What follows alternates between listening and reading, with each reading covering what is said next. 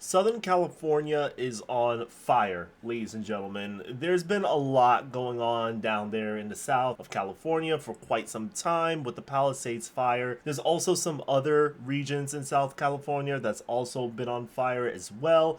And there's been a lot of efforts to extinguish the fire, but there's been a lot of factors that are currently in effect that is making the fires even worse. You've probably been seeing a lot of images revolving this crazy situation that's been going on. You've probably seen images of people on planes looking at the wildfires from up above. You've probably been seeing numerous pictures of property just being damaged or being affected by the wildfires. California is currently going through hell right now. Now, again, this isn't the first time California has went through wildfires. Wildfires are more common than you think. We have a lot of them that goes on in our country all at the same time. There's already dozens going on as we speak. But with the situations going on in South California, there's something unique about this particular wildfire that makes it very difficult to extinguish and is catastrophic at that. And we're going to be covering this. Just to give you a quick glimpse as to what's going on in South California, as you can see, there are multiple areas where the wildfires are taking place. Of course, Palisades Fire at the southwest is the largest one, taking in 17,000 acres. Then you have the Eaton Fire, which is somewhere on the eastern side, taking in 10K. Then you got other fires are in the little leagues rocking triple digit numbers. But then when you look at the evacuation, you can see that the red represents evacuation order, meaning that if you're within this area, you need to leave your home. Whereas if you're on the yellow, that means you have a warning. You may have to start packing up, but that doesn't mean you necessarily have to leave, but you should take the warning very seriously. And believe me when I say this, people are taking it seriously. I've had people, within my social circles that are packing up and they're preparing for the order should in case they have no other choice other than to leave. It's a very unfortunate situation that's going on down there. Gavin Newsom, the governor of California, called the situation unprecedented as he ordered 1,400 firefighters to help quell the blaze. The fires caused the skies to turn a dystopian orange, cut power to several 100,000 people, triggered panicked getaways that caused cars to pile up on the roads, and incinerated scores of homes, including those of Hollywood film stars in Malibu. This is an image that's been going around the internet for quite some time. This image is so terrifying. If there was ever a theatrical movie poster for 2025 or a prequel to The Day After Tomorrow, this would be it. Just the red sky on the horizon, you could see the silhouettes of the buildings of Los Angeles with gray, brownish kind of color up in the sky as well from all the ashes and the smoke. This would definitely be it. This is a very scary image. Now, this isn't the Palisades fire, but this is the Eaton fire. This is the fire that's taking place more on the eastern side of SoCal. This is basically the infrared satellite image, and this is all the damage that the fire has done. And you can see within that square box alone already has 538 buildings in that area that's already been affected. I mentioned this before, California always gets wildfires. Again, wildfires happens all the time across the country. But what's going on in Southern California is really bad because there are current factors in place that is basically fueling the flames and is making situations worse than what you would expect. And the first reason we need to talk about is the Santa Ana storm winds. California's cooler months often bring what is known as the Santa Ana winds, which are the strong, dry gusts that blow in from the United States' vast western desert interior to Southern California. These winds provide dry, warm air that pushes towards the coast, the opposite of the usual moist air blowing in from the Pacific Ocean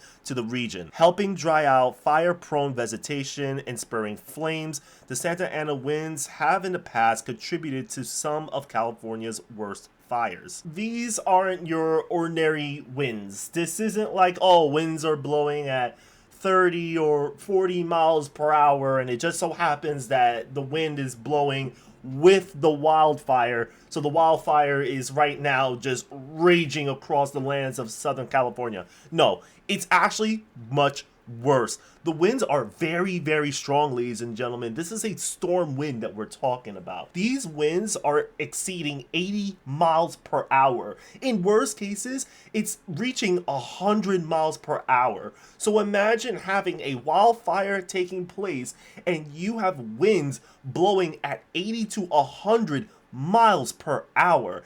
I don't think we understand how crazy that is. And mind you, you also have to understand that when people look at wildfires, they think of just fire. Like a typical fire, and it's just burning the lands, and that's basically it. No, it's not just fires. There's actually embers, and there's little embers, there's little like debris that's currently in flames as well. Picture it like chunks of like wood, I guess you can say, that still have some fire on them, and they're blowing across the streets, across the forest, across the roads at 80 to 100 miles per hour. So there's been times where the winds have been so strong in California that the embers would fly through the air and go over a pond or a river, and you think to yourself, oh, I'm safe because I'm at the other side of this body of water, so I should be fine. But the moment a few embers reach over to your side of the river or the body of water, that's it. The fire is going to start there, and the winds is not going to make it any easier for you to fight it. It's actually really bad. And if you don't believe me, let me show you like two clips of this, and you see for yourself how bad it is.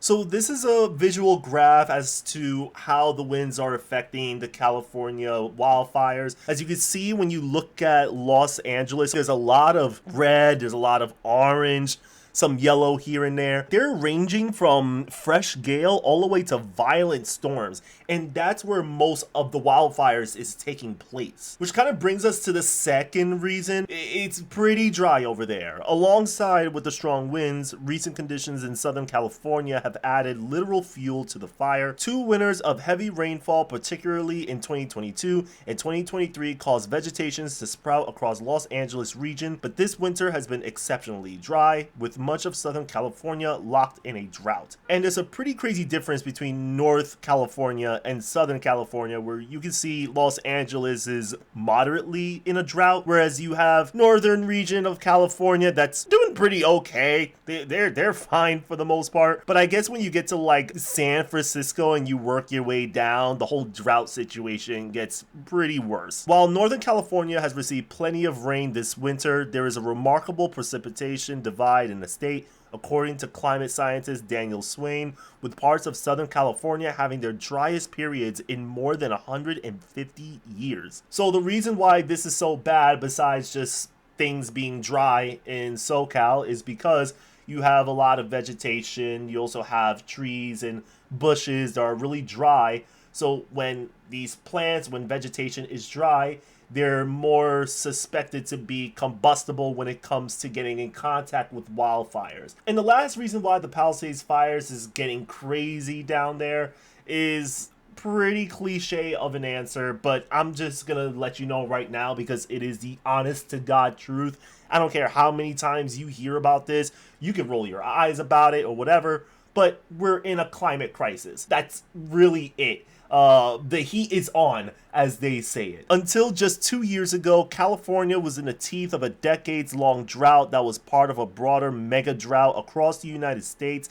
that researchers estimate was the worst in at least 1,200 years. Rising global temperatures caused by the burning of fossil fuels have caused an increase in fire weather days owing to the drying out of vegetation and soils and lowered humidity. And the article is absolutely right. Considering we're in a climate crisis, that means a lot of these disasters are going to be more frequent. And with frequency, it's also going to be more devastating as well. Fires in the US West are becoming more frequent and larger, scientists have found, with the climate emergency raising the risk of fast-moving fires by around 25% in California. 10 of the largest California wildfires have occurred in the last 2 decades, with 5 of these fires occurring in 2020 alone. Researchers have calculated that the human-caused climate emergency has contributed to a 172% increase in California's burned areas since the 1970s, with a further spread expected in the decades ahead. That is not a good thing to read. Even that made my heart drop a little more, especially that last sentence when it said something along the lines of like, oh yeah, it's gonna spread much further. You think this Palisades fire is bad? Oh no, there's gonna be a lot more to come. Maybe not now, maybe not then, but later on, it's definitely going to be a thing considering where we are. This whole situation just sucks all around. It's like the stars aligned and then nature said, I'm gonna fuck up Southern California. We got the wind, we got the dry conditions, things are getting a little hot. Yeah, let's fuck some shit up right here. It is absolutely really sad what's going on and how many homes have been destroyed, lives have been changed for the worse because of the fires, and even lives that have been lost, may they be ones fighting the fires or ones attempting to get away.